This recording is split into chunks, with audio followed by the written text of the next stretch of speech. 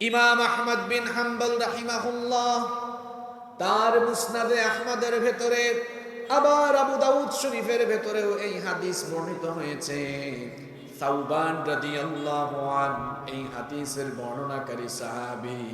রাসূল করিম সাল্লাল্লাহু আলাইহি ওয়াসাল্লাম বলেছেন, ইউশিকুল উমামু আন তাদা আলাইকুম কামা তাদা আল আকালাতু ইলা কাসআতিহা। আল্লাহর নবী বলেছেন, খুব শীঘ্রই এমন একটি যুগ আসবে, এমন একটি জামানা আসবে, এমন একটা সময় আসবে, ভোজনকারীরা যেভাবে ভোজনের জন্য ভোজন পাত্রের চতুর্দিকে বসে যায়, খাবার খাওয়ার সময় আমরা যেমন আঙ্গুল দিয়ে প্লেটের খাবারগুলোকে মুখে তুলে নেই, ঠিক তেমনি ভাবে তামাম দুনিয়ার সকল কোরআন বিরোধী, ইসলাম বিরোধীরা ঐক্যবদ্ধ হয়ে মুসলমানদেরকে গ্রাস করার অপচেষ্টা, অপপ্রয়াস চালিয়ে দিবে। মুসলমানদেরকে কোণঠাসা বানিয়ে ফেলবে। মুসলমানরা বাড়িতে থাকতে পারবে না, ঘরে থাকতে পারবে না, এলাকায় থাকতে পারবে না, স্বাধীনভাবে কথা বলতে পারবে না, স্বাধীনভাবে চলতে পারবে না। এমন একটা মুসিবতের সময় আসবে। এই কথা শুনে সাহাবীরা বললেন, ওগো আল্লাহর হাবিব, মুসলমানদের এই দুরবস্থা কেন আসবে? তখন কি মুসলমানরা সংখ্যায় কম হয়ে যাবে? নবীজি তখন বললেন, না, মুসলমানদের সংখ্যা তখন কম হবে না, বাল আনতুম ইয়াউমা ইযিন কাসীর, বরং মুসলমানদের সংখ্যা তখন বেশি হবে। সাহাবীরা বললেন, সংখ্যায় বেশি হওয়ার পরেও এই অবস্থা হবে কেন? নবীজি তখন বললেন, সংখ্যায় বেশি হবে, ওয়ালাকিন্নাকুম গুসাউন কাগুসাইস সাইল, বন্যার পানিতে ভেসে যাওয়া খড়কুটার মতো মুসলমানরা দুর্বল হয়ে যাবে। সংখ্যা বেশি থাকবে কিন্তু মাথা উঁচু করে থাকতে পারবে না, সাহস করে কথা বলতে পারবে না, ঐক্যবদ্ধ হতে পারবে না, মুসলমানরা পরাধীন হয়ে যাবে। আল্লাহর হাবিব বলেছেন, ওয়ালা ইয়ানজিআন্নাল্লাহু মিন সুদুরি আদুওয়িকুম, সেই যুগে শত্রুদের অন্তর থেকে আল্লাহ তোমাদের ভয় ভীতি তুলে নেবেন, আর তোমাদের অন্তরে আল্লাহ ওয়াহান ঢুকিয়ে দিবেন। সাহাবীরা তখন নবীজিকে জিজ্ঞেস করলেন, ওয়ামাল ওয়াহানু ইয়া রাসূলুল্লাহ, মহব্বতে আমার সাথে পড়েন সাল্লাল্লাহু আলাইহি ওয়াসাল্লাম। সাহাবীরা বললেন, নবী গো, ওয়াহান মানে কি? ওয়াহান মানে তো আমরা বুঝলাম না। নবীজি তখন বললেন, ওয়াহান মানে হলো হুব্বুদ দুনিয়া ওয়া কারাহিয়াতুল মাউত। ওয়াহান মানে হলো সেই যুগের মুসলমানদের দুনিয়ার ভালোবাসা বেড়ে যাবে আর মৃত্যুকে তারা অপছন্দ করবে। বলেন তো, কথাগুলো যারা বুঝেছেন, এই হাদিসের সাথে বর্তমান জামানার মিল আছে না নাই? মুসলমানদের কাছে এখন আখিরাতের চেয়ে দুনিয়ার জীবন বেশি দামি। মুসলমানরা শাহাদাতের ঈদগাহে শামিল হওয়া ভুলে গিয়েছে, মৃত্যুকে তারা অপছন্দ করে। যখনই তারা ভোগ বিলাসে, অর্থবিত্তের জন্য আর তারা ক্ষমতার জন্য পাগল পারা হয়ে গিয়েছে, তখনই তারা পশ্চিমাদের গোলাম আর উত্তর দক্ষিণের দেশগুলোর গোলামে পরিণত হয়েছে। অথচ আমাদের পূর্বপুরুষরা এমন ছিলেন না। আমাদের পূর্বপুরুষদের লক্ষ্য ছিল আল্লাহকে পাওয়া, রাসূলকে পাওয়া। আমাদের পূর্বপুরুষদের উদ্দেশ্য ছিল, আমাদের পূর্বপুরুষদের উদ্দেশ্য ছিল জীবনের সবটুকু কুরবানি করে দিয়ে আল্লাহ এবং রাসূলকে পাওয়া। ও যুবক ভাইরা, এখানে তো আমি অসংখ্য যুবককে দেখতে পাচ্ছি। শুনেন আমার যুবক ভাইরা, আপনাদের যৌবন এখন কেটে যায় মোবাইল ফোনে, আপনাদের যৌবন চলে যায় ফেসবুক চালাতে চালাতে, আপনাদের যৌবন চলে যায় রং তামাশা করতে করতে, আপনাদের যৌবন চলে যায় নেতাদের সামনে পিছনে চামচামি করতে করতে। এই যৌবন তো এজন্য দেওয়া হয় নাই। নবী করিম সাল্লাল্লাহু আলাইহি ওয়াসাল্লামের সময়ে নবীজির যুবক সাহাবীরা তাদের জীবনটাকে আল্লাহর দ্বীনের পথে কেমনে উৎসর্গ করেছেন শুনেন। জুলাইবিব রাদিয়াল্লাহু আনহুর ঘটনা আপনাদেরকে বলছি। জুলাইবিব রাদিয়াল্লাহু আনহু, তিনি একজন যুবক মানুষ, খুবই গরিব, ঘর বাড়ি কিচ্ছু নাই, টাকা পয়সা কিচ্ছু নাই, তার বংশ পরিচয় অত বেশি সমৃদ্ধ ছিল না। তিনি আহলুস সুফা নবীজির আহলুস সুফফাতে তিনি বসবাস করতেন। আসমান ছিল তার শামিয়ানা, মাটি ছিল তার বিছানা। এত গরিব ছিলেন, এত গরিব ছিলেন, মানুষ যখন খাবার খেয়ে উচ্ছিষ্ট খাবার ফেলে দিত, সেই উচ্ছিষ্ট খাবারটুকু হাতে নিয়ে তিনি খেতেন। যেদিন কিছু পেতেন না, সেদিন তিনি ক্ষুধার্ত থাকতেন। আহারে, এত গরিব মানুষ ছিলেন, পানি পানের জন্য এইরকম একটা গ্লাসও তার কাছে ছিল না, একটা পানির পাত্রও তার কাছে ছিল না, পানির একটা পাত্রও নাই। এত গরিব মানুষ, হাতের অঞ্জলি ভরে তিনি পানি পান করতেন। আহলুস সুফফাতে তিনি থাকতেন। তার একটা নাম হলো দামিম, তার একটা নাম হলো জুলাইবিব, আর একটা নাম হলো দামিম। জুলাইবিব শব্দের অর্থ হলো কম পূর্ণতা প্রাপ্ত, তিনি বেটে মানুষ ছিলেন। দামিম শব্দের অর্থ হলো কুৎসিত কালো, তার চেহারা ছিল কুৎসিত, কুচকুচে কালো গায়ের চামড়া। নবীজি একদিন সাহাবীদের সাথে বসে মসজিদে নববীতে কথা বলছেন। এমন সময় জুলাইবিব হেঁটে যাচ্ছেন। নবীজি সাহাবীদেরকে বললেন, ওই যে হেঁটে যায়, তোমরা কি তাকে চিনো নাকি? সাহাবীরা বললেন, না, তাকে আমরা চিনি না। নবীজি তখন বললেন, তোমরা তাকে না চিনলেও কি হবে, আমি তাকে চিনি। এ হচ্ছে আমার প্রিয় সাহাবী জুলাইবিব। সুবহানাল্লাহ। দেখেন নেতৃত্বের কোয়ালিটি, একেবারে সর্বনিম্ন পর্যায়ের একজন কর্মীর খোঁজ পর্যন্ত তার কাছে রয়েছে। মুহাম্মদ সাল্লাল্লাহু আলাইহি ওয়াসাল্লাম নবীজি জুলাইবিবকে ডাক দিলেন। জুলাইবিবকে ডাক দিয়ে বললেন, হে জুলাইবিব, তুমি তো অবিবাহিত যুবক, এখনো তুমি বিয়ে করো নাই, তুমি কি বিয়ে করবা না?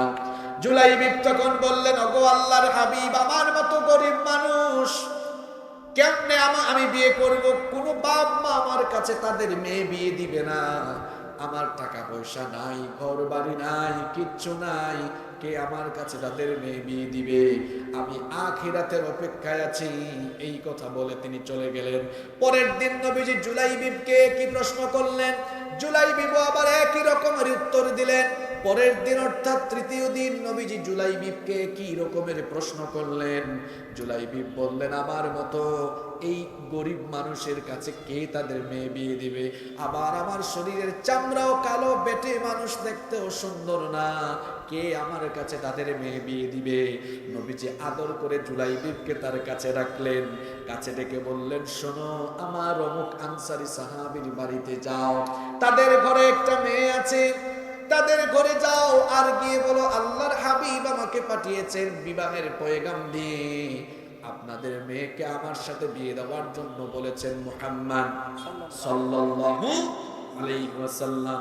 হযরত জুলাইবিব রাদিয়াল্লাহু আনহু ওই বাড়িতে গেলেন। বাড়িতে গিয়ে তিনি দরজায় নক করলেন, দরজা খুলে দেওয়া হলো। এরপরে ওই আনসারী সাহাবী বললেন, আপনি কি? আপনাকে তো চিনলাম না। তিনি তার পরিচয় দিলেন আর বললেন, আল্লাহর রাসূল আমাকে এখানে পাঠিয়েছেন, আমি আল্লাহর রাসূলের পয়গাম নিয়ে এসেছি। আল্লাহর রাসূলের কথা শুনে তাকে ভেতরে ঢোকানো হলো। এরপরে তিনি যখন আল্লাহর রাসূলের দেওয়া পয়গাম, তিনি বিয়ের পয়গাম দিলেন। ওই আনসারী সাহাবী বললেন, আপনি একজন কালো মানুষ, কুচকুচে কালো গায়ের চামড়া, গরিব মানুষ, ধন দৌলত, ঘর বাড়ি কিচ্ছু নাই, আমার মেয়েকে বিয়ে করে কি খাওয়াবেন? তিনি বললেন, আমি তো নিজের ইচ্ছায় আসি নাই, আমাকে পাঠিয়েছেন মুহাম্মাদুর রাসূলুল্লাহ সাল্লাল্লাহু আলাইহি ওয়াসাল্লাম। ওই আনসারী সাহাবী তখন বললেন, যেহেতু নবীজি পাঠিয়েছেন, তাহলে আপনি একটু অপেক্ষা করুন, আমি আমার স্ত্রীর সাথে বিষয়টা নিয়ে পরামর্শ করি। তিনি ভেতরে চলে গেলেন। স্ত্রী বললেন, না না, এত কুচকুচে কালো গায়ের চামড়া, উস্কো খুস্কো চুল, গায়ে ময়লা, কাপড়ে ময়লা, ঘর বাড়ি নাই, গরিব মানুষ, তার সাথে মেয়ে বিয়ে দিব না। তারা যখন এই প্রস্তাব ফিরিয়ে দিচ্ছিলেন, সকল কথাবার্তা ভেতর থেকে মেয়ে শুনতে পাচ্ছিল। মেয়ে তখন বললেন, আমার বাবা, আমার মা, এত বড় দুঃসাহস আপনাদের কি করে হলো?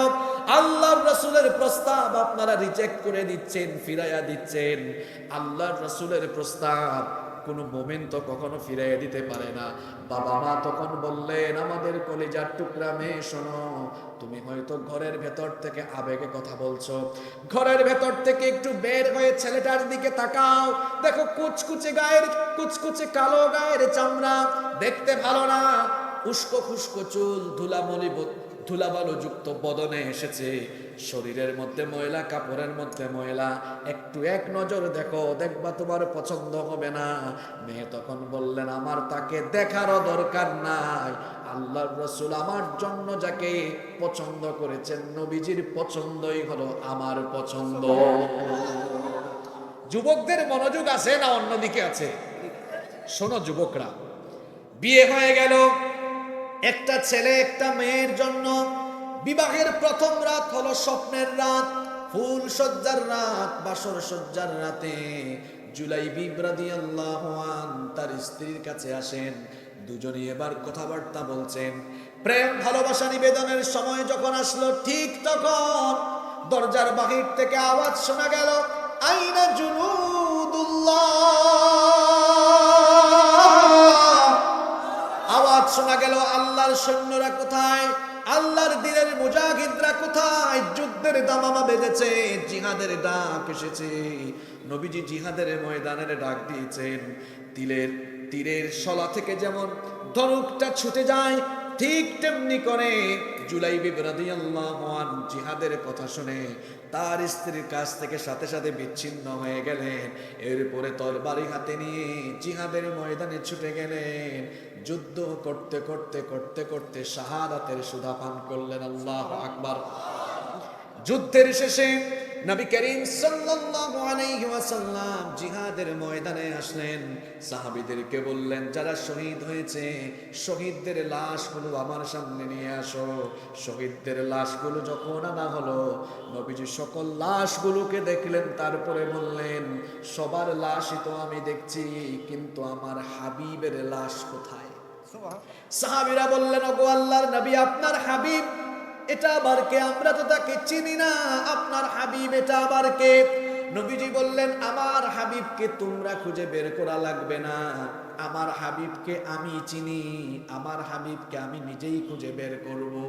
নবীজি এবার খোঁজাখুঁজি আরম্ভ করলেন। 7 জন কাফিরের কাছে একটি লাশ পড়ে থাকতে দেখলেন। ধুলাবালু লাশের উপরে আছে, চুলগুলো মুখের উপর চলে এসেছে। নবীজি এবার সেই লাশের কাছে গেলেন।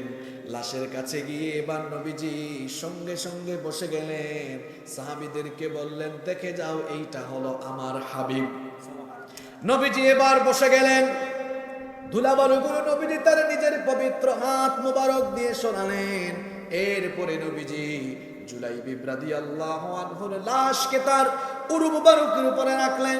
তারপরে বললেন, আমার পাগল জুলাইবী, আল্লাহর পাগল, রাসূলের পাগল জুলাইবী, শাহাদাতের পাগল জুলাইবী, আহারে তুমি 7 জন কাফিরকে জাহান্নামে পাঠিয়েছো, নিজেও শাহাদাতের সুধা পান করেছো।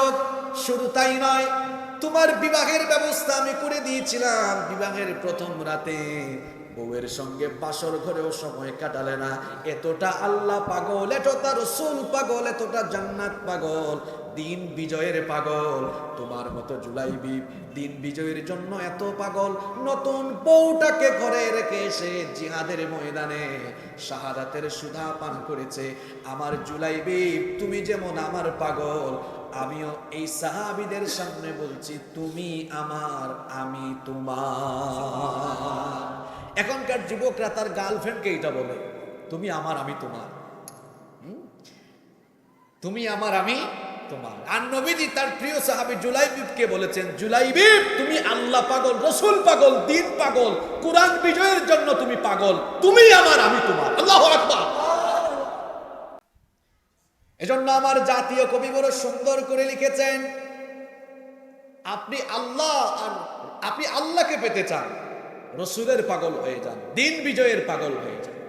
আল্লাহকে যে পাইতে চায়, হযরতকে ভালোবেসে, আল্লাহকে যে পাইতে চায়, হযরতকে ভালোবেসে, আরশ কুরসি লৌহ কলম না চাইতে পেয়েছে সে। আল্লাহু আকবার। এই রকমের কুরআন পাগল, এই রকমের দিন পাগল যুবকদেরকে দিয়ে ইসলাম প্রতিষ্ঠিত হয়েছে। নবীজি জুলাইবিবের লাশ ঘুরাইয়া দিলেন। শুনতেছেন আপনারা? সাহাবীরা বললেন, ইয়া রাসূলুল্লাহ সাল্লাল্লাহু আলাইহি ওয়াসাল্লাম, আপনি জুলাইবিবের লাশ ঘুরাইয়া দিলেন কেন? নবীজি বললেন, আমার জুলাইবিব নতুন বউয়ের থেকে ছিন্ন হয়ে এসে, নতুন বউ রেখে এসে আল্লাহর জন্য জীবন দিয়েছে। তার শাহাদাতে আল্লাহ তো খুশি হয়েছেনি। জান্নাতের হুরেরা তার লাশকে আলিঙ্গন করার জন্য দলে দলে তার লাশের দিকে ছুটে আসছে। আমার জুলাইবিব আত্মসম্মানী, খুব লাজুক, খুব লজ্জাশীল, এজন্য আমি তার লাশটাকে ঘুরাই দিয়েছি। সুবহানাল্লাহ। যুবক ভাইয়েরা, যেই বয়সে আপনারা মেয়েদেরকে নিয়ে চিন্তা ভাবনা করেন, যে বয়সে আপনারা মেয়েদের পিছনে ফষ্টি নষ্টি করে সময় কাটানোর চিন্তা করেন, আল্লাহর রাসূলের যুবক সাহাবীরা তাদের যৌবন বয়সে কোরআনের রাজ কায়েমের জন্য আন্দোলন করেছেন। এই যুবকরা যদি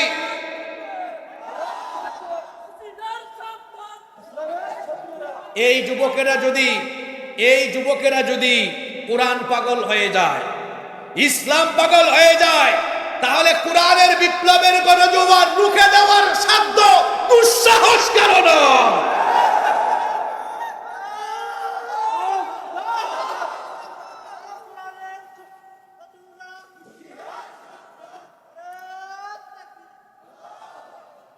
আল কোরআনের কোন শত্রু আমাদের আশেপাশে, সবাই আমাদের বন্ধু।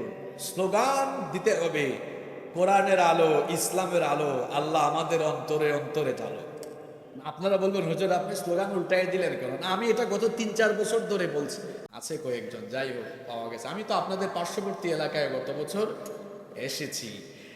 আমাদের দেশে, সমাজে বহু বছর ধরে স্লোগান চলছে, আল কোরআনের আলো, ঘরে ঘরে জালো।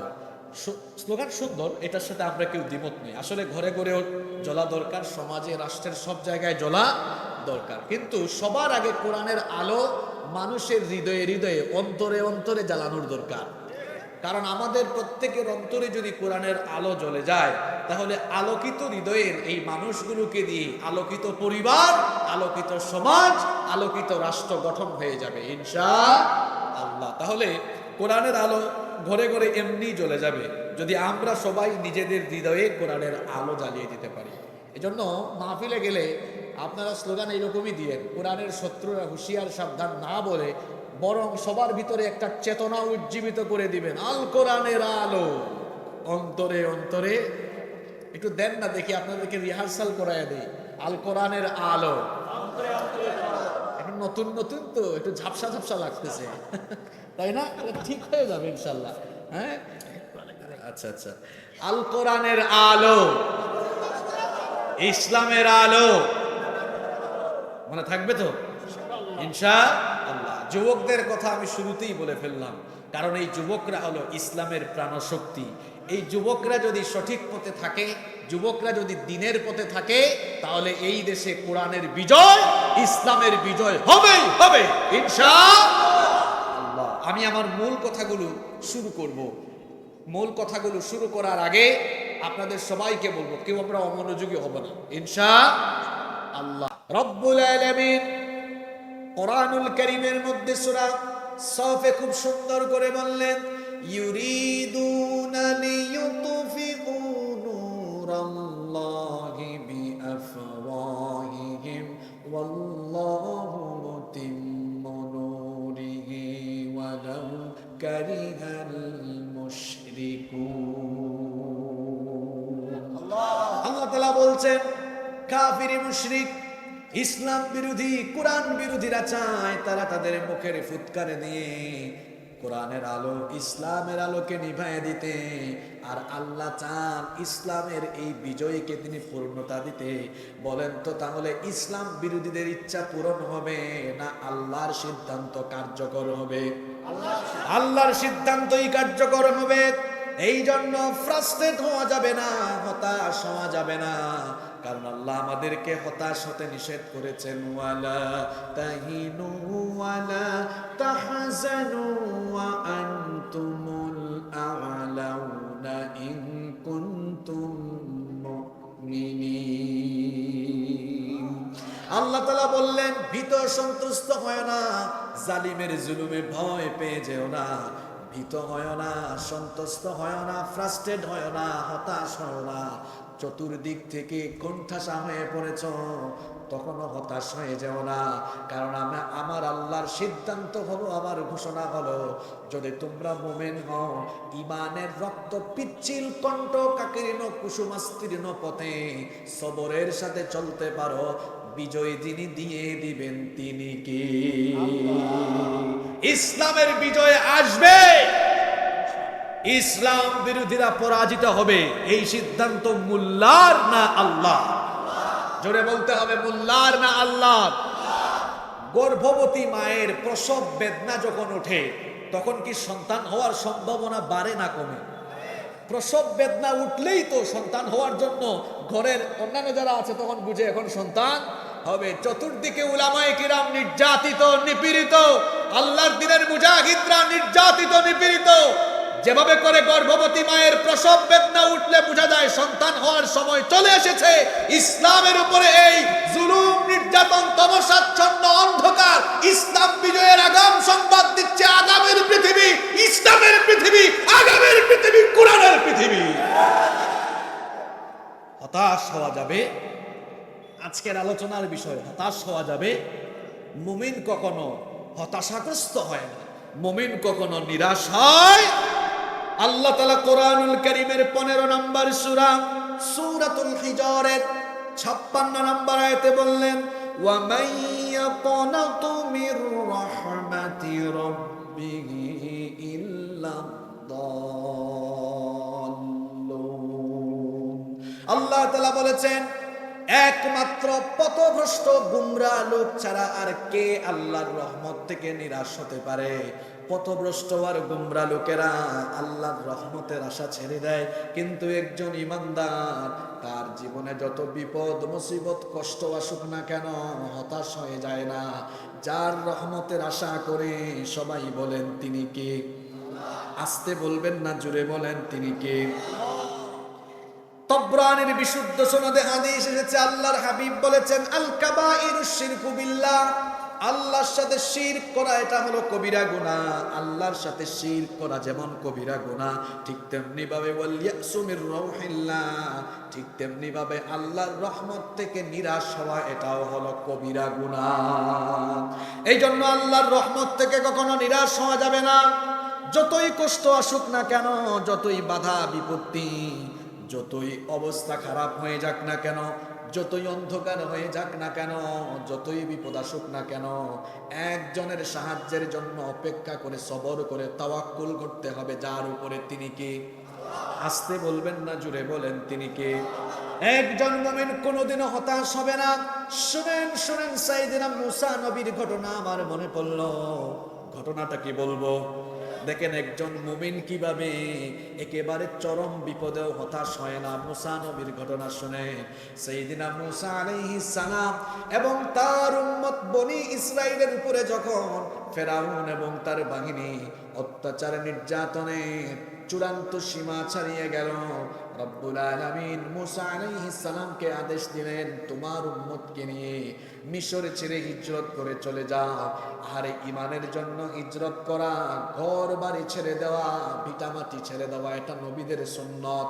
সুতরাং একজন ইমানদার ইমানের জন্য ঘর বাড়ি এলাকা ছাড়তে রাজি, তাও তারা বাতিলের সাথে আপোষ করতে রাজি না। এইরকম হবে ইমানদারের ইমান। আল্লাহ যখন বললেন মুসা নবী তার উম্মত নিয়ে মিশর ছেড়ে রওনা করলেন, এই খবর ফেরাউনের কানে চলে গেল। ফেরাউন এবার তার বাহিনী নিয়ে মুসা নবী এবং তার উম্মতকে ধাওয়া করার জন্য তারাও প্রস্তুতি নিল, তারাও রওনা করলো। মুসা নবী তার উম্মত নিয়ে পথ যেতে যেতে, পথ চলতে চলতে লোহিত সাগরের কাছে চলে গেলেন। এবার সামনে দেখা যায় লোহিত সাগর, হঠাৎ করে পিছনে তাকায়া দেখা যায় ফেরাউনের বাহিনী। মুসা নবীর উম্মত তখন হতাশাগ্রস্ত হয়ে গিয়েছিল। হতাশাগ্রস্ত হয়ে তারা তখন বলেছিল, মুসা কোথায় আমাদেরকে নিয়ে আসলে? সামনে সাগর, সামনে গেলেও মরণ, পিছনে গেলেও এখন মরণ। সামনে গেলে সাগর, পিছনে গেলে ফেরাউনের বাহিনী। সামনে গেলেও মরা লাগবে, পিছনে গেলেও মরা লাগবে। উম্মত যখন হতাশাগ্রস্ত, মুসা নবী কি তখন হতাশ নাকি? আসতে বলবেন না, জুড়ে বলেন, মুসা নবী কি হতাশ নাকি? মুসা নবী তখন কি জবাবটা উম্মতকে দিলেন শুনেন। আল্লাহ তাআলা মুসা নবীর এই সুন্দর কথাটাকে তামাম দুনিয়ার কোরআন বিজয়ের পাগল মানুষের জন্য, আমাদের জন্য আল্লাহ কোরআনে কারিমে তুলে দিলেন। মুসা নবী তখন তার উম্মতকে বললেন, কাল্লা ইন্না মাইয়া রব্বি সায়াহদিন। মুসা নবী তার উম্মতকে বললেন, কাল্লা, কখনো নয় আমার উম্মত, তোমরা সামনে দেখছো মরণ, পিছনে দেখছো মরণ, আর আমার আল্লাহ আমাকে দেখাচ্ছেন বিজয়ের রাস্তা। তাও সুবহানাল্লাহ কইতে ইচ্ছা করে না? তোমরা দেখছো সামনেও মরণ, পিছনেও মরণ, আর আমার আল্লাহ আমাকে দেখাচ্ছেন সামনেও বিজয়, সব দিকে বিজয়। সুবহানাল্লাহ। ইন্না মাইয়া রব্বি, আমাদের সাথে আছেন কে? আমাদের সাথে আমাদের রব আছেন, অবশ্যই তিনি আমাদেরকে পথ দেখাবেন। দেখেন তাওয়াক্কুল কারে বলে? সঙ্গে সঙ্গে সাগরের মাঝখান দিয়ে রাস্তা বানায়া দিলেন কে? আসতে বলবেন না, জোরে বলেন, রাস্তা বানিয়ে দিলেন কে? মুসা নবী তার উম্মত নিয়ে পার হয়ে গেলেন। শোনেন, আমরা সবাই জানি পানির অপর নাম হলো জীবন, কিন্তু মনে রাখবেন মাঝে মাঝে পানির অপর নাম আবার হলো মরণ। যেমন এই গোটা বাংলাদেশে যদি এখন ভয়াবহ জলোচ্ছ্বাসের কারণে তামাম বাংলাদেশে বন্যায় প্লাবিত হয়ে যায়, তখন কি পানির অপর নাম জীবন হবে না মরণ হবে? মরণ হবে। যে পানির অপর নাম জীবন, ফেরাউনের জন্য আর ফেরাউনের বাহিনীর জন্য পানি হয়ে গেল মরণ। পানি হচ্ছে আল্লাহর সৈন্য। এই ফেরাউন এত বাহাদুরি করেছে, এত হেডাম দেখিয়েছে, যারে তারে মেরেছে, নির্যাতন করেছে। ফেরাউন নামে কেউ এখন পৃথিবীতে কারো নাম ফেরাউন নাই, কিন্তু ফেরাউনের চরিত্র ধারণ করে, ফেরাউনের ভাই বোনের চরিত্র ধারণ করে এই রকম মানুষেরা কিন্তু তামাম পৃথিবীতে অভাব নাই, যারা ফেরাউনি কায়দায় মানুষের উপরে ক্ষুধার্ত বাঘের মতো ঝাঁপায় পড়ে অত্যাচার, বিচার, জুলুম, নির্যাতনের স্টিম রুলার চালিয়ে দেয়। দেখবেন ফেরাউনের কথা আলোচনা করলে কিছু মানুষের চেহারা কালো হয়ে যায়। যাদের চেহারা কালো হয়ে যায়, বুঝবেন ফেরাউনের বংশের চরিত্রের সাথে তার চরিত্রের মিল আছে। তার চেহারা এত কালো হয় কেন? ফেরাউন যেমন মানুষের উপরে অবিচার চালিয়েছে, জুলুম চালিয়েছে, জুলুম চালিয়ে পানির অপর নাম জীবন, কিন্তু তার জন্য হয়েছে মরণ। এত বাহাদুরি দেখায় লাভ নাই। ফেরাউনি কায়দায় চলাফেরা করলে পোকামাকড় দিয়ে অথবা পানি দিয়ে অথবা ক্ষুদ্রাতি ক্ষুদ্র যে কোনো বস্তু দিয়ে গজবে ফেলায়া বেজ্জতের সাথে যিনি দুনিয়া থেকে আউট করে দিতে পারেন, তিনি কে? দেখেন মুসা নবী এত বড় বিপদে হতাশগ্রস্ত হয়েছেন নাকি আল্লাহর উপরে ভরসা করেছেন? ইব্রাহিমের সন্তান আমরা, আমাদের জাতির পিতা হলেন, আরো জোরে বলেন, তিনি কি নিজে নিজে জোর করে জাতির পিতা হয়েছেন নাকি তাকে জাতির পিতা বানিয়েছেন যিনি, তিনি কে? মিল্লাতা আবিকুম ইব্রাহিম। আল্লাহ তাআলা কোরআনে বলেছেন তোমাদের জাতির পিতা হলেন ইব্রাহিম। ইব্রাহিমের সন্তান আমরা। ইব্রাহিম আলাইহিস সালামের আরেকটা পরিচয় হলো, আরেকটা উপাধি হলো আবুল আম্বিয়া, নবীগণের পিতা।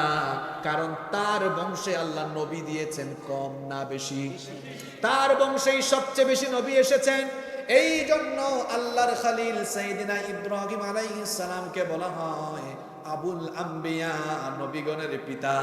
শোনেন শোনেন শোনেন, চতুর্দিক থেকে বিপদ আসবে, হতাশগ্রস্ত হওয়া যাবে না, কারণ মুমিন কখনো নিরাশ হয় না। আমাদের জাতির পিতা ইব্রাহিম আলাইহিস সালামকে আল্লাহ এমন এক জাতির জন্য নবী বানিয়ে পাঠালেন, যেই জাতির লোকেরা তাওহীদ বাদ দিয়ে, আল্লাহর ইবাদত বাদ দিয়ে মূর্তির পূজা করত। এই মূর্তি পূজারী লোকদের জন্য ইব্রাহিম খলিলুল্লাহকে যিনি নবী বানিয়ে পাঠিয়ে দেন, নবী বানিয়ে পাঠালেন, গলার আওয়াজ বড় করে বলেন, তিনি কে? ইব্রাহিম আলাইহিস সালাম তাদেরকে দাওয়াত দিলেন, কিন্তু তার জাতির লোকেরা ইব্রাহিম আলাইহিস সালামের দাওয়াত কবুল করে না। ইব্রাহিম আলাইহিস সালামকে তারা বলে, আমাদের পূর্বপুরুষদের বাপ দাদার থেকে আমরা যেটা পেয়েছি সেটা আমরা ছাড়তে পারবো না। ইব্রাহিম আলাইহিস সালাম তখন বললেন, অজ্ঞ মানুষের মতো তোমরা কেন কাজ করো? এই মূর্তিগুলোকে তোমরা নিজেরাই বানিয়েছো, নিজের হাতে বানিয়ে তোমরা আবার এটার ইবাদত করো। স্রষ্টা তো কখনো সৃষ্টির ইবাদত করে না। তোমরা যার ইবাদত করছো সেটা তো তোমাদের নিজেদেরই সৃষ্টি করা। স্রষ্টা হয়ে সৃষ্টির কেন ইবাদত করো? তারা বলে, এটাই আমাদের বাপদাদার নিয়ম, এর উপরেই আমরা থাকবো, মূর্তির পূজা আমরা ছাড়বো না। ইব্রাহিম বললেন, ঠিক আছে, আমিও দেখবো কেমনে তোমরা ছাড়ো না। ইব্রাহিম আলাইহিস সালামের সময়ে সেই জাতির লোকেরা একদিন বাহিরে গিয়ে উৎসব পালন করত। ইব্রাহিম আলাইহিস সালাম তিনি সেদিন গেলেন না, তিনি মূর্তির ঘরে ঢুকলেন। মূর্তির ঘরে ঢুকে দেখলেন মূর্তির সামনে অনেকগুলো খাবার দাবার রাখা। মূর্তির সামনে অনেক খাবার দাবার দেখে তিনি বললেন, কোরআনে কারীমে আল্লাহ বলেছেন, ইব্রাহিম আলাইহিস সালাম বললেন, আলা তাকুলুন, কি ব্যাপারে তো খাবার দাবার তোমাদের সামনে, তোমরা এগুলো খাও না কেন? এখন বলেন তো, মূর্তি কি আপনার কথার জবাব দিতে পারবে নাকি? ইব্রাহিম আলাইহিস সালাম গিয়ে প্রশ্ন করলেন, আলা তাকুলুন, কি ব্যাপার তুমি খাও না কেন? তিনি জিজ্ঞেস করলেন, কথার কোনো রেসপন্স পান না, কথার কোনো জবাব পান না।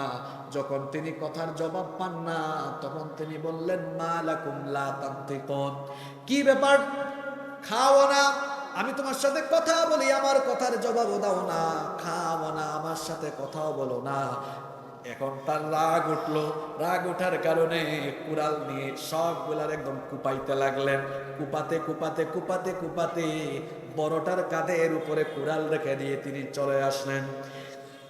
নমরুদের গোষ্ঠী যখন মেলা থেকে ফিরে আসলো, এসে দেখলো, হায় হায় হায়, আমাদের সব ক্ষুধা হুদা, একদম হুদা হয়ে গেছে, খালি হয়ে গেছে।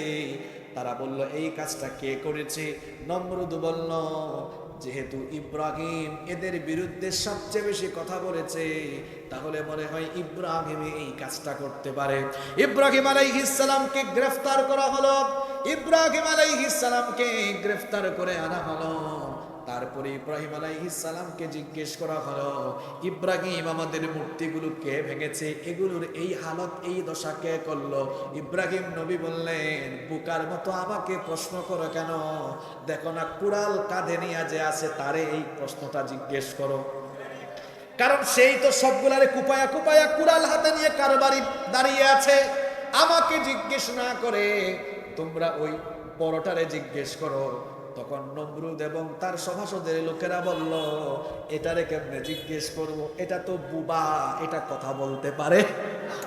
ইব্রাহিম নবী দাওয়াতের সুযোগ পেলেন, তিনি বললেন, যেটা কথাই কইতে পারে না, তোমাদের ফরিয়াদ শুনে না, তোমাদের কথার জবাব দেয় না, আর সবচেয়ে বড় কথা হলো যে নিজের হেফাজত নিজেই করতে পারে না, তোমাদের হেফাজত সে কেমনে করবে? যেটা তোমাদের ফরিয়াদের জবাবও দিতে পারে না, সেটার ইবাদত কেমনে করো? এটা তোমাদের কল্যাণ ও কল্যাণ করারও সুযোগ পাবে না। সুতরাং কেন তোমরা তার ইবাদত করো? তিনি সেই মুহূর্তেও দাওয়াত দিলেন। একজন দায়ী সব সময় দাওয়াতের দায়ীর ভূমিকায় থাকবে। ময়দানে থাকলেও দাওয়াত দিবে, গ্রেফতার অবস্থায়ও দাওয়াত দিবে, জেলখানায় থাকলেও দাওয়াত দিবে, যেমনটা করেছেন আল্লাহর খালিল ইব্রাহিম। আল্লাহু আকবার। গ্রেফতাররত অবস্থায় তার দাওয়াত। তিনি বললেন, এগুলো কিসের ইবাদত করো? যে নিজেই নিজের হেফাজত করতে জানে না, তারে কুপায়া ফেললো, তার নিজেকেই সে বাঁচাতে পারলো না, তোমাদেরকে কেমনে বাঁচাবে? এগুলো ছাড়ো, আর ঘোষণা দাও, লা ইলাহা ইল্লাল্লাহ। সব নবীদের তাওহীদের কথা ছিল লা ইলাহা। ঘোষণা দাও, লা ইলাহা ইল্লাল্লাহ। ইব্রাহিম খলিলুল্লাহ দাওয়াত দিলেন। দাওয়াত তো তারা প্রত্যাখ্যান করলো। নমরুদ তখন তার মন্ত্রীদেরকে নিয়ে তারা তখন ঘোষণা করলো, ক্বালু হাররিকুহু ওয়ানসুরু আলিহাতাকুম ইন কুনতুম ফাইলিন। নমরুদ বলল, হায় হায় হায়, দেখেছো কত সাহস! গ্রেফতাররত অবস্থায় কত সাহস! আসলেই তো সাহস থাকবে, কারণ ইমানদাররা কোনো জালিমকে ভয় করে না, ইমানদার একজনকে ভয় করে, তিনি কে? একজন ইমানদার কঠিন মুহূর্তেও এমনকি শাহাদাতের সময় হাসতে জানে, কারণ সে জানে এই শাহাদাত মানেই হচ্ছে আল্লাহর সাথে দিদার লাভ। ঠিক কি না? ইমানদাররা কাউকে ভয় করেন, একজনকেই ভয় করেন। জোরে বলতে হবে, তিনি কে? নমরুদ বলল কঠিন শাস্তি দেওয়া দরকার, তাকে আমরা এমন ভাবে হত্যা করব যাতে করে সে কষ্ট পায়, যাতে করে সে কষ্ট ভোগ করে। তারা বলল হাররিকুহু। আল্লাহ কোরআনে বলেছেন কাফিরের গোষ্ঠী, নমরুদের গোষ্ঠী তখন বলল ইব্রাহিমকে আগুনে পোড়াবো আমরা, তার জন্য আগুনের কুণ্ডলি জ্বালাও। বিশাল আগুনের কুণ্ডলি জানালো হলো, তারপরে বলা হলো এই আগুনের কুণ্ডলিতে ইব্রাহিমকে নিক্ষেপের ব্যবস্থা করো। যখন আল্লাহর খলিল সাইয়েদনা ইব্রাহিম আলাইহিস সালাম কঠিন এই বিপদে, তখন কি তিনি ভয় পেয়েছেন নাকি? আসতে বলবেন না, জোরে বলেন, ভয় পেয়েছেন নাকি? তখনও ভয় পেলেন না, একটু ভীত হলেন না, একটু হতাশ হলেন না। কারণ ওই যে বললাম, মুমিন কখনো হতাশাগ্রস্ত হতে পারে, মুমিন কখনো নিরাশ হতে পারে না। এই অবস্থা দেখে সাইয়েদনা জিবরিল আসলেন। জিবরিল এসে বললেন, ওগো আল্লাহর খলিল ইব্রাহিম, আমাকে আল্লাহ এত ডানা দিয়েছেন, এই যে আমার ডানা দিয়ে যদি হালকা একটা ঝাপটা মারি বা বাতাস দেই, নমরুদের জ্বালানো অগ্নিকুণ্ড গিয়ে সাগরের মধ্যে নিক্ষিপ্ত হবে। আল্লাহু আকবার। আপনি আমাকে হুকুম দেন, আমি আপনাকে একটু সাহায্য করি। ইব্রাহিম আলাইহিস সালাম তখন বললেন হাসবি আল্লাহু ওয়া নি'মাল ওয়াকিল। তিনি বললেন জিবরিল, তোমার সাহায্যের দরকার নাই, আমার জন্য যথেষ্ট কে? আল্লাহ।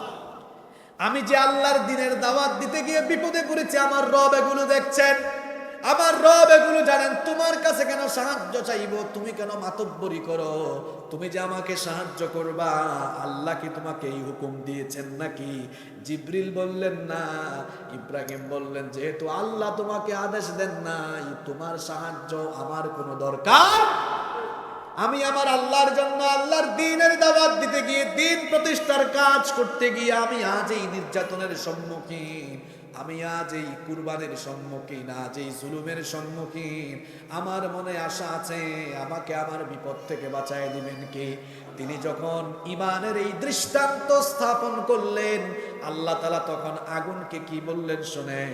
আল্লাহর কোরআনে এই ঘটনাটা এভাবে এসেছে। আল্লাহ তখন আগুনকে আদেশ দিলেন, ইয়া নারু কুনি বারদান ওয়া সালামান আলা ইব্রাহিম। বলেন তো আগুনের মালিক আমরা নাকি আল্লাহ? আল্লাহ তাআলা আগুনকে বললেন, ইয়া নারু, হে আগুন, কুনি বারদান ওয়া সালামান আলা ইব্রাহিম, আমার ইব্রাহিমের জন্য ঠান্ডা আরামদায়ক হয়ে যাও। নমরুদ যখন সাইয়েদনা ইব্রাহিম আলাইহিস সালামকে আগুনের কুণ্ডলিতে নিক্ষেপ করলো, নমরুদ তার মন্ত্রীদেরকে নিয়ে খুব হাসাহাসি আনন্দে, আমার শত্রু ইব্রাহিম শেষ। হাসাহাসির এক পর্যায়ে বলে, দেখি তো তার দেহটা কেমনে জ্বলে পুড়ে ছাই হলো। যখনই আগুনের দিকে তাকালো, দেখলো আল্লাহর খলিল সাইয়েদনা ইব্রাহিম আলাইহিস সালাম আগুনের ভেতরে জান্নাতের ফুল, আগুনের ভেতরে সুভাষিত ফুল বাগানে বসে আছে। সুতরাং আমাদের উপরে যতই জুলুম আসুক, যতই নির্যাতন আসুক, জয়ের কাজ করতে গিয়ে, কোরআনের আন্দোলন করতে গিয়ে যত কঠিন পরিস্থিতি আসুক না কেন, আমরা কখনো ভয় পাবো না, আমরা কখনো হতাশ হব না। কারণ একজন মুমিন কখনো হতাশ হতে পারে। আমার আপনার প্রিয় নবী, আমাদের কলিজার টুকরা নবী মুহাম্মাদুর রাসূলুল্লাহ সাল্লাল্লাহু আলাইহি ওয়াসাল্লাম, তাকে আল্লাহ কেন পাঠালেন? তার জীবনের উদ্দেশ্য কি ছিল শুনেন। আল্লাহ সূরা সাফের মধ্যে বড় সুন্দর করে বললেন, হুয়াল্লাযী আরসালা রাসূলাহু বিল হুদা ওয়া দীনিল হক লিইয়ুযহিরাহু আলাদ দীনি কুল্লিহি ওয়ালাউ কারিহাল মুশরিকুন। তিনি হচ্ছেন সেই আল্লাহ যিনি তার রাসূলকে হেদায়াতের দ্বীনে হক সহকারে পাঠিয়েছেন। কেন পাঠালেন? যাতে করে দুনিয়ার সকল পথ মত আদর্শের উপরে ইসলামকে, কোরআনকে বিজয়ী আদর্শ হিসাবে প্রতিষ্ঠা করতে পারেন। এই জন্য রাসূলকে যিনি পাঠিয়েছেন তিনি কি? আর এই উদ্দেশ্য পূরণের জন্য, ইসলামের বিজয়ের জন্য, কোরআনের বিজয়ের জন্য নবীজি যখন কাজ আরম্ভ করলেন, নবীজিকে কি কাফেররা ফুলের মালা দিয়েছে, নাকি নবীজির তারা বিরুদ্ধাচরণ করেছে, বিরোধিতা করেছে, গালিগালাজ করেছে? গালিগালাজ করে ক্ষান্ত হয় নাই। আহারে, আমার নবীর পবিত্র শরীরটাকে তারা রক্তাক্ত করেছে। নবীজি যখন সাফা পাহাড়ে দাওয়াত দিয়েছেন, সেখানেই আবু জাহাল, আবু লাহাবের গোষ্ঠী নবীজির পবিত্র শরীর মুবারক থেকে রক্ত ঝরিয়েছে। তায়েফের ময়দানে তায়েফের কাফিররা নবীজিকে রক্তাক্ত করেছে। উহুদের ময়দানে আমার নবী রক্তাক্ত হয়েছেন। এই যে আল্লাহর দ্বীনের জন্য নবীজি এত কষ্ট করলেন, আল্লাহর রাসূলের সাহাবীরা এত কষ্ট করলেন, যত বেশি বিপদ এসেছে, মুসিবত এসেছে, ততই তাদের আল্লাহর উপর আশা ভরসা বেড়েছে না কমেছে? তো আপনি কেন হতাশ হবেন? আপনি কেন ভয় পাবেন? শোনেন, হিজরতের রাতে যখন নবীজি তার সাথী সাইয়েদনা আবু বকর রাদিয়াল্লাহু আনহুকে নিয়ে মক্কা থেকে মদিনায় হিজরত করছেন, ফজরের ওয়াক্ত হয়ে যাচ্ছে, ভোরের আলো ফুটে উঠছে। এমন সময় সাইয়েদনা আবু বকর রাদিয়াল্লাহু আনহু নবীজিকে বললেন, ওগো আল্লাহর হাবিব, ভোরের আলো ফুটে উঠছে, এখন যদি আমরা পথ চলিত ধরা পড়ে যাব, এই গুহার মধ্যে আশ্রয় নেই। তারা তখন গারে সূরের মধ্যে আশ্রয় নিলেন। শত্রুরা খুঁজতে খুঁজতে খুঁজতে খুঁজতে যখন গারে সূরের কাছাকাছি চলে আসলেন, সাইয়েদনা আবু বকর রাদিয়াল্লাহু আনহু নবীজিকে বললেন, ওগো আল্লাহর হাবিব, এরা তো কাছাকাছি চলে এসেছে, মনে হয় আমরা ধরা পড়ে যাব। কারণ এটা ছোট্ট গুহা, আমরা যদি একটু মাথা উঁচু করে দেখে ফেলবে, ধরা পড়ে যাব। আমি আর আপনি, আমরা মাত্র দুইজন, ওদের সংখ্যাও বেশি, হয়তো আমরা ধরা পড়ে যাব। এই কথা যখন আবু বকর বললেন, নবীজি তখন হতাশ হয়েছেন নাকি? হতাশ হলেন না। নবীজি তখন কি জবাবটা দিলেন? আল্লাহ কোরআনের মধ্যে সেটা উঠিয়ে দিয়েছেন, লা তাহজান ইন্নাল্লাহা মা'ানা। লা তাহজান, আজকে বলেছি না, আজকের আলোচনা হতাশ হওয়া যাবে না। লা তাহজান, আমার সাথী আবু বকর, হতাশ হচ্ছ কেন? আমাদের সাথে আছেন কে? আল্লাহ। জোরে বলেন, সাথে আছেন কে? এইভাবে করে হতাশ হওয়া যাবে না। জীবনের সকল ক্ষেত্রে আপনি অসুস্থ মানুষ, শারীরিক অসুস্থতা, দীর্ঘদিন রোগে সুখে আপনি কাতর হয়ে আছেন, অসুস্থ, সুস্থ হচ্ছেন না, হতাশ হইয়েন না বাবা, হতাশ হইয়েন না মায়েরা, বোনেরা। অনেক বোনদেরও জটিল কঠিন রোগ আছে, হতাশ হয়ে যাবেন না। কোরআনে তো আল্লাহ আইয়ুব নবীর ঘটনা উল্লেখ করেছেন। আইয়ুব আলাইহিস সালাম একদিন আর দুই দিন নয়, একটানা 18টা বছর তিনি কষ্ট করেছেন। 18 বছর তার চর্মরোগ ছিল, চামড়ার মধ্যে এমন এক রোগ হয়েছিল, গোটা শরীরটা পচে গিয়েছিল, পচে দুর্গন্ধ হয়ে গিয়েছিল, শরীরের মাংসগুলো খসে খসে পড়ে যাচ্ছিল। আত্মীয় স্বজন অনেকেই তাকে পরিত্যাগ করেছিল, তার পরিবারের উপরে বালা মুসিবত নেমে এসেছিল। এত রোগে সুখে বালা মুসিবত আসার পরেও আইয়ুব আলাইহিস সালাম কি হতাশ হয়েছেন নাকি? তার গোটা শরীর যখন পচে গেল, জিহ্বায় যখন পোকা ধরা আরম্ভ করলো, তখন তিনি প্রথমবারের মতো জবান খুললেন, আল্লাহর কাছে কি আবেদন জানালেন শুনে। ওয়া আইয়ুবা ইয নাদা রাব্বাহু আন্নী মাসসানিয়াদ দুররু ওয়া আনতা আরহামুর রাহিমিন। আল্লাহ বললেন, আমার বান্দা আইয়ুব, আমার নবী আইয়ুবের কথা স্মরণ করো। যখন সে অসুস্থ হয়ে আমার কাছে ফরিয়াদ করলো, সে যখন বলল, আন্নী মাসসানিয়াদ দুররু, আমার রব, আমি তো দুঃখ কষ্টে বালা মুসিবতে পতিত হয়েছি, আনতা আরহামুর রাহিমিন, আপনি হচ্ছেন দয়াবান, আপনি হচ্ছেন মেহেরবান।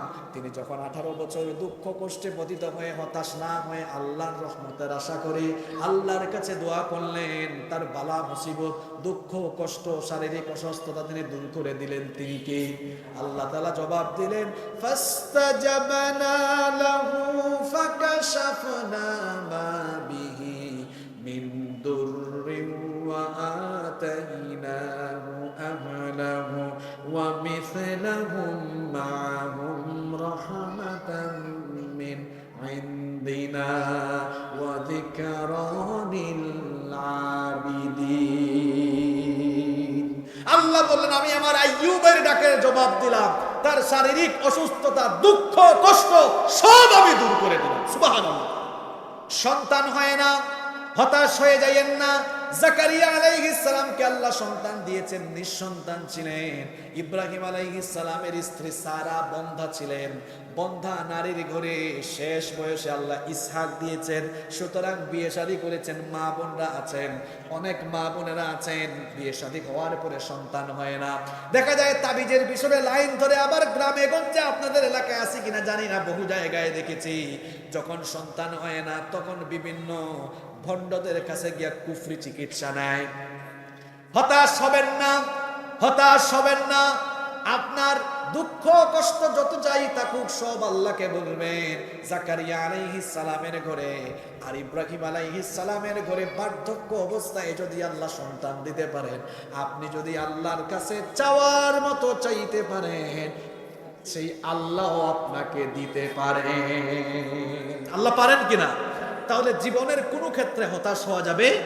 চাকরি করেন, ব্যবসা করেন, ব্যবসায় লস হয়ে গিয়েছে, অভাব অনটন চলে এসেছে, দুঃখ কষ্ট চলে এসেছে, 3 বেলা খাবার খেতে পারেন না, দুঃখ কষ্ট। অনেক বেকার ভাইয়েরা আছেন, চাকরি নাই, ব্যবসা নাই। হতাশ হবেন না, হতাশ হবেন না। যাকে বেশি ডাকতে হবে তিনি কে? একজন মুমিন সুদিনেও জিকির করে আল্লাহ আল্লাহ, দুর্দিনেও জিকির করে আল্লাহ আল্লাহ। একজন মুমিনের সুসময়ে কে? এইরকম আওয়াজ দিলে হবে না। আমাদের সুসময়ে কে? দুঃসময়েও আবার কে? সুখে দুঃখে সব সময় আল্লাহকে ডাকবো, তবে আমরা আল্লাহকে পাবো। হাদিসে কুদসিতে আল্লাহ বলেছেন, আমার বান্দা আমার ব্যাপারে ধারণা করে যেমন, আমার বান্দার ব্যাপারেও আমি তেমন। গুনাহগার গুনাহ করে ফেলেছো, আল্লাহ বলেছেন লা তাকনাতু মির রাহমাতিল্লাহ, আল্লাহর রহমত থেকে নিরাশ হয়ে যেও না। আপনি আল্লাহর রহমতের আশা করে 2 ফোঁটা চোখের পানি ছেড়ে আপনি যদি আল্লাহর কাছে হাত তুলতে পারেন, আল্লাহ আপনার সব গুনাহ মাফ করে দিবে। একজন মুমিন কখনো জীবনের কোনো ক্ষেত্রে হতাশ হতে পারে? আল্লাহ বলেছেন হতাশ হয় না, সন্ত্রস্ত হয় না, ভীত বিহ্বল হয় না। ওয়ালা তাহিনু ওয়ালা তাহজানু ওয়া আনতুমুল আ'লাউনা ইন কুনতুম মুমিনিন। হতাশাগ্রস্ত হয় না, ভয় পেও না, মুমিন হও, ইমানের পথে থাকো, আল্লাহর দিন মেনে দিনের পথে চলো। জীবনের সব ক্ষেত্রে তোমাকে সাহায্য করবেন, বিজয় দিবেন যিনি। গলার আওয়াজ বড় করে বলেন কে? সুতরাং আজকে আপনাদেরকে আশার বাণী শোনায় গেলাম, এই জন্য এটা সবার জন্য আজকের এই ওয়াজ। মা বোনরা যারা আছেন, সবার জীবনে দুঃখ কষ্ট আছে না নাই? মানুষের সব সময় কি একরকম যায়? কখনো দুঃখ, কখনো কষ্ট, কখনো আনন্দ, কখনো বেদনা, কখনো সুদিন, কখনো দুর্দিন। হতাশ হওয়া যাবে না, হতাশ হওয়া যাবে না। আজ যে অন্ধকার চতুর্দিকে দেখছেন, এই অন্ধকার কেটে যাবে। অন্ধকারের অমানিসা কেটে গিয়ে খুব শীঘ্রই নতুন সূর্য উঠবে। সেই সূর্যোদয় হবে মজলুমদের পক্ষের সূর্য, ইনশাআল্লাহ। বিশ্বাস হয়তো শর্ত হলো আমাদেরকে কোরআনের পথে থাকতে হবে, কোরআনের পথে চলতে হবে। আমরা কোরআনের পথে চলতে, কোরআনের আদর্শকে গ্রহণ করে, কোরআনের মিছিলে, কোরআনের আন্দোলনে সামিল হতে কারা কারা প্রস্তুত? আল্লাহকে হাত তুলে একটু দেখায় দাও। মাশাআল্লাহ। আমাকে শহীদ করে সেই মিছিলে শামিল করে নিও, যেই মিছিলের নেতা আমির হামজা, খুবাইব খাব্বাব আল্লাহর ছিল যারা অতি প্রিয়, শামিল করে নিও। বলেন আমিন। আল্লাহ আমাদের সবাইকে কোরআনের জন্য, দিন বিজয়ের জন্য আল্লাহ আমাদেরকে কবুল করুন। আমরা সবাই বলি আমিন।